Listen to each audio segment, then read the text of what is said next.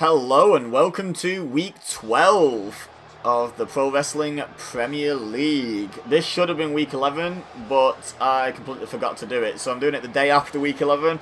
So it's match 12. I don't know if week 12 is a good accurate description. We're kicking things off with the game. And he's about to get his intro from Lillian in a few short seconds. So after that I will explain what is going on with this match. Take it away, Lillian. Where are you? Here she comes. Right now.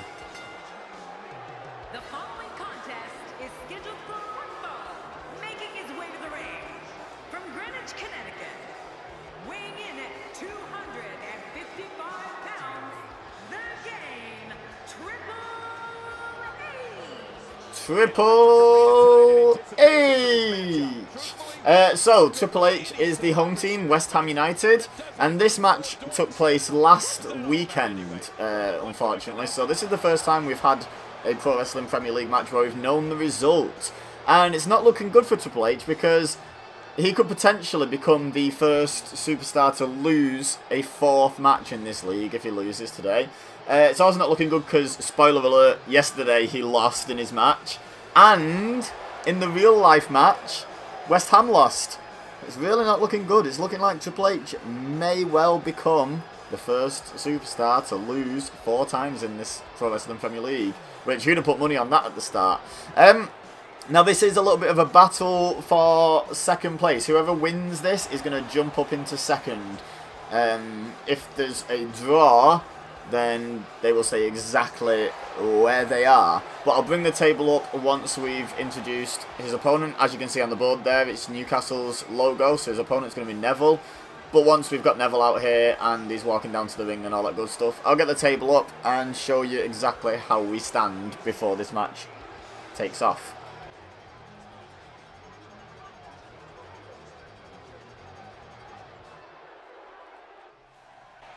Here he comes. Apologies for going quiet. I finished. So let's let Lillian introduce Neville, and then we will have a look at the table. Get him in his shirt. And his opponent, from Newcastle upon Tyne, weighing in at 194 pounds, Neville! Neville from Newcastle upon Tyne, wearing a Newcastle shirt. Wonderful. Okay, let's get that table on the screen.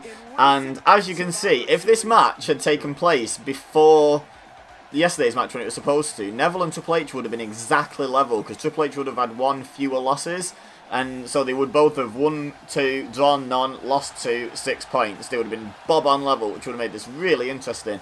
But it's still fairly interesting because they're both level in the league. Oh, and we're about to get started. So you've had a look at the table. I'll hand over to Michael Cole, JBL, and Jerry Lawler. Oftentimes in our business, the only way for personal issues to be ultimately resolved is 2 superstars enter the squared circle and go one-on-one in a good old-fashioned wrestling match. Yeah, this is a marquee match with a lot of pride and professional reputation, all on the line. 2 superstars going head-to-head. I love it. But hey, when Triple H is in the house, you know what you're going to get. One of the greatest to ever live, and here we go. Let's touch on Triple H briefly. He doesn't seem to care what anyone thinks of him here in WWE. Now we've seen our fair share of arrogant superstars in our time at the booth, but do you think his arrogance helps or hurts his cause? Michael, this might be the best shape I've ever seen Triple H in, and that's saying something. All those late-night training sessions are clearly paying off. I don't know what you mean, Michael. It's not a crime to love yourself. You should try it sometime.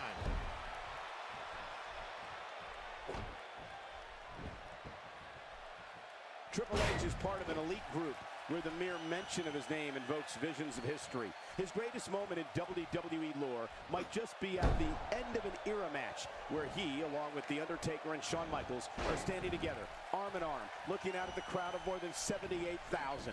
I get chills just thinking about it. Man, I do too. And you know, Michael, when you think about it, all the great moments, all the history this man has made, all of them that I've called as a broadcaster, I don't know if anything will top when Triple H returned to WWE after suffering what we thought. Triple H goes to cover.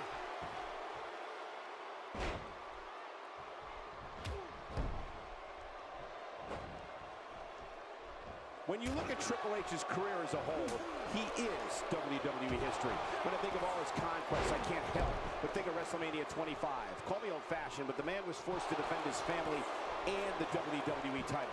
He did both, and that's beyond admirable. Triple H has really gained some ground here with this offense. That's a first. What a move. Definitely sets a tone for the evening. I like it. And there's the reversal from Neville. And it's Triple H getting out of that one. What does Neville have to do at this point to stay in this match? I'm not sure how much more he has to give. You said it, and he does not want to let his opponent gain some steam here and start to get the upper hand. You know, all the great moments we've all talked about from Triple H's heralded career.